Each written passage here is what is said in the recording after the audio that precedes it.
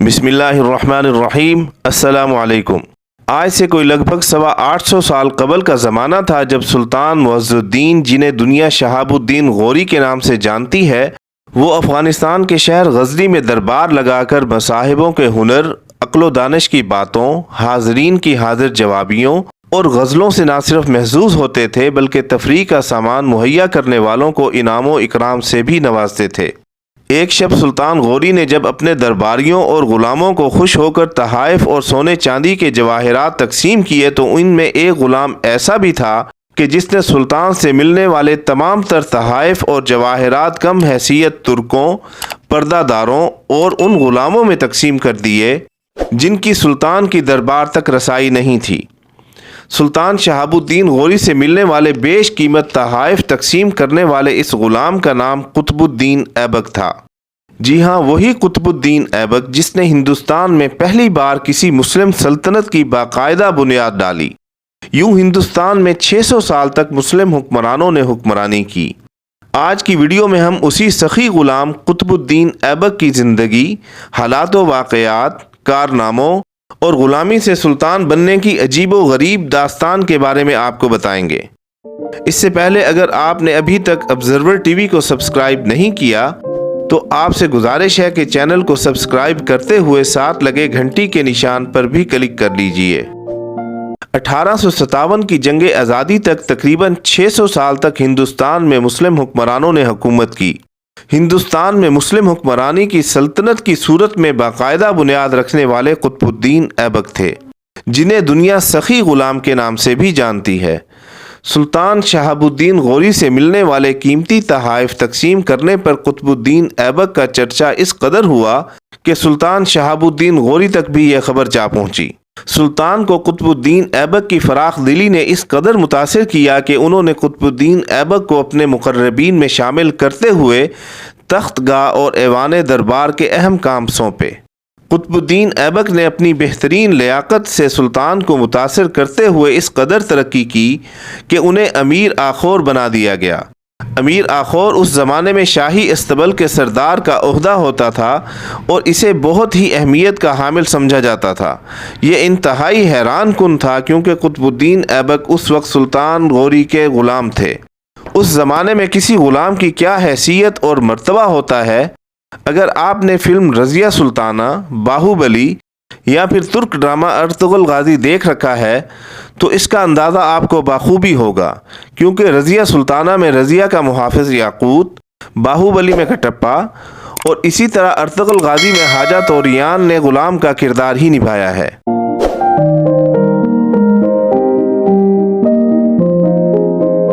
तारीख़ हमें बताती है कि कुतुबुद्दीन ऐबक का ताल्लुक़ तुर्क कबीले ऐबक से था और बचपन में ही अपने कुंबे से अलहदा हो गए थे और इन्हें बेचने के लिए निशापुर के एक ग़ुलाम बाज़ार में लाया गया। इमाम आज़म अबू हनीफ़ा के ख़ानदान से ताल्लुक़ रखने वाले इंतहाई तालीम याफ्ता शख्स क़ाज़ी फ़खरुद्दीन अब्दुल अज़ीज़ कूफ़ी ने कुतुबुद्दीन ऐबक को ख़रीदा और अपने बेटों की तरह इनसे सलूक किया। इनकी तालीम व तरबियत और फ़ौजी तरबियत का भी बहुत ही ख्याल रखा। क़ाज़ी फ़खरुद्दीन की वफ़ात के बाद उनके बेटों ने कुतुबुद्दीन ऐबक को फिर से फ़रोख्त कर दिया। इस तरह इन्हें गजना के बाज़ार में फ़रोख्त के लिए लाया गया, जहाँ से सुल्तान शहाबुद्दीन गौरी ने इन्हें ख़रीद लिया। अगरचे कुतुबुद्दीन ऐबक तुर्क कबीले ऐबक से ताल्लुक़ रखते थे, ताहम उनके वालिद और कबीले के बारे में बहुत ज़्यादा मालूमात नहीं मिलती। कुतुबुद्दीन ऐबक का सन्ने पैदाइश 1150 कहा जाता है और ऐबक का मतलब तुर्की ज़बान में चांद का आका या मालिक होता है और कहा जाता है कि कबीले को यह कुनियत उसकी खूबसूरती की वजह से मिली थी।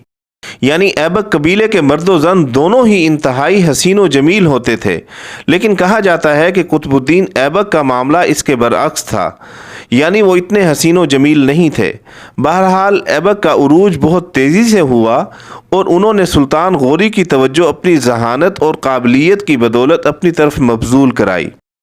सुल्तान शहाबुद्दीन गौरी पहले ही ऐबक को अमीर आखूर बना चुके थे, लेकिन जब गौरी ने हिंदुस्तान की तरफ अपनी मुहिम्मात का आगाज़ किया तो कुतुबुद्दीन ऐबक ने तराइन की दूसरी जंग में अपनी बेहतरीन जंगी सलाहियत का मुजाहरा किया, जिससे सुल्तान गौरी को फ़तह नसीब हुई। اس طرح قطب الدین ایبک کو 2 اہم فوجی عہدوں کوہرام اور سمانہ کا کماندار بنا دیا گیا۔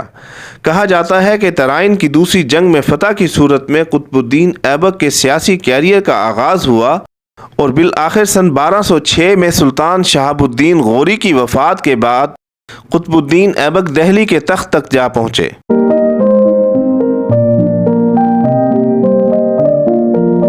تاریخ دانوں کا متفقہ طور پر کہنا ہے کہ سلطان معز الدین محمد غوری کے اچانک مارے جانے کی وجہ سے وہ کسی کو اپنا جان نشین مقرر نہیں کر سکے تھے، چنانچہ ان کی زندگی میں ان کا جو غلام جہاں جس عہدے پر فائز تھا وہ وہاں کا حاکم بن بیٹھا۔ لیکن قطب الدین ایبک اپنی فراست اور سیاسی حکمت عملی کو استعمال کرتے ہوئے اصل جانشین کا عہدہ حاصل کرنے میں کامیاب ہو گئے۔ سلطان کے انتقال کے بعد ان کے 3 جانشینوں، دہلی کے حاکم قطب الدین ایبک، ملتان کے حاکم ناصر الدین قباچہ اور غزنی کے حاکم تاج الدین یلدوز کے درمیان اقتدار کے لیے مقابلہ شروع ہو گیا، جبکہ چوتھا غلام بختیار خلجی اقتدار کی رسا کشی میں شامل ہونے کی بجائے بہار اور بنگال کی طرف چلا گیا۔ بہرحال قطب الدین ایبک کو دوسروں پر غلبہ حاصل ہوا اور 25 جون سن 1206 کو لاہور قلعے میں ان کی تاج پوشی ہوئی، لیکن انہوں نے سلطان کا خطاب نہیں اپنایا اور نہ ہی اپنے نام سے کوئی سکہ جاری کیا اور نہ ہی اپنے نام کا خطبہ پڑھایا۔ اس کی بنیادی وجہ یہ تھی کہ انہیں غلامی سے آزادی نہیں ملی تھی اور اس طرح انہیں غلامی کے ساتھ سلطان قبول کیا جانا بہت مشکل تھا۔ اس لیے انہوں نے 1208 میں غزنہ کا سفر کیا، جہاں سلطان محمد غوری کے ایک جانشین نے ایبک کی آزادی کا اعلان کیا۔ یوں 1209 میں قطب الدین ایبک نے سلطان کا خطاب اپنایا۔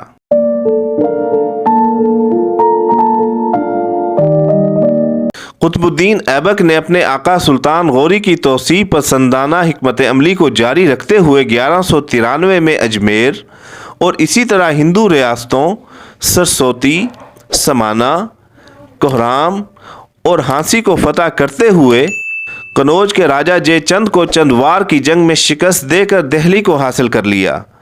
ایبک کی جنگی صلاحیتوں کی بدولت صرف 1 سال کے قلیل عرصے میں ہی سلطان غوری کا تسلط راجستھان سے لے کر گنگا جمنا کے دوآبے کے علاقوں تک پھیل گیا۔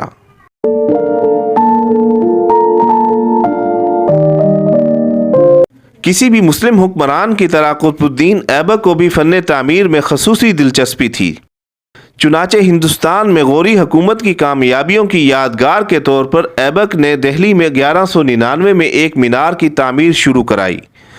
قطب مینار کے ساتھ قوت الاسلام مسجد کی بھی بنیاد ایبک نے ہی ڈالی۔ اسی طرح اجمیر کی فتح کے بعد انہوں نے ایک مسجد تعمیر کرائی جسے 2.5 دن کا جھونپڑا بھی کہا جاتا ہے۔ یہ شمالی ہندوستان میں بننے والی پہلی مسجد کہلاتی ہے جو آج بھی موجود ہے اور اسے 2.5 دن میں کھڑا کیا گیا تھا۔ پھر 1199 میں مسجد کا ڈیزائن بنا کر تعمیر مکمل کی گئی، جسے ہند میں اسلامی طرز تعمیر کا پہلا شاہکار کہا جاتا ہے۔ اسی طرح قطب مینار بھی اینٹ سے تعمیر ہونے والا دنیا کا سب سے بلند مینار ہے۔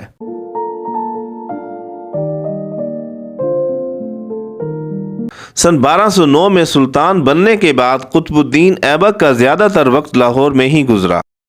موسم برسات کے بعد نومبر میں ایک روز سلطان قطب الدین ایبک اپنے بہادر جنگجوؤں اور سپہ سالاروں کے ساتھ چوگان یعنی پولو کھیل رہے تھے کہ گھوڑے کی زین ٹوٹ گئی اور وہ زمین پر آ گرے۔ گھوڑا سلطان پر آ گرا اور گھوڑے کی زین کے سامنے کا اوپر اٹھا ہوا حصہ قطب الدین ایبک کے سینے میں پیوست ہو گیا، جس سے سلطان کی موت واقع ہو گئی۔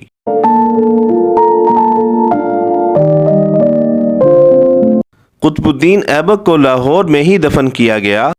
سلطان قطب الدین ایبک کا مزار انارکلی بازار لاہور کے قریب ہی ایبک روڈ پر موجود ہے، جہاں ہر سال نومبر کے مہینے میں عرس بھی لگتا ہے۔ سلطان قطب الدین ایبک پر حفیظ جلندری نے معروف نظم لکھی، لیجئے آپ بھی سنیے۔ یہاں لاہور میں سوتا ہے ایک گمنام کوچے میں، پڑی ہے یادگار دولت اسلام کوچے میں، وہ جس کی جرت بے باک سے سفاک ڈرتے تھے، وہ جس کے بازوؤں کی دھاک سے افلاک ڈرتے تھے، وہ قطب الدین جس کے دامن تسخیر کا سایہ قلوب راجگان ہند کو دامن میں لے آیا۔ لکھی ہے ذرے ذرے کی جبیں پر داستاں جس کی، نجس ناپاک کوچا جس میں کوئی بھی نہیں جاتا، وہاں سویا ہوا ہے مسند دہلی کا لکھ داتا۔ دوستو، یہ تھی تاریخ کے اوراق میں سخی غلام اور لکھ داتا کے نام سے مشہور مسلم حکمران سلطان قطب الدین ایبک کے بارے میں مختصر ویڈیو کیسی لگی؟ کمنٹ سیکشن میں اپنی رائے سے ضرور آگاہ کیجیے گا۔ چینل کو سبسکرائب اور گھنٹی کے نشان کو دبانا مت بھولیے۔ ملتے ہیں انشاءاللہ کسی نئی ویڈیو اور نئے موضوع کے ساتھ، تب تک کے لیے اللہ حافظ۔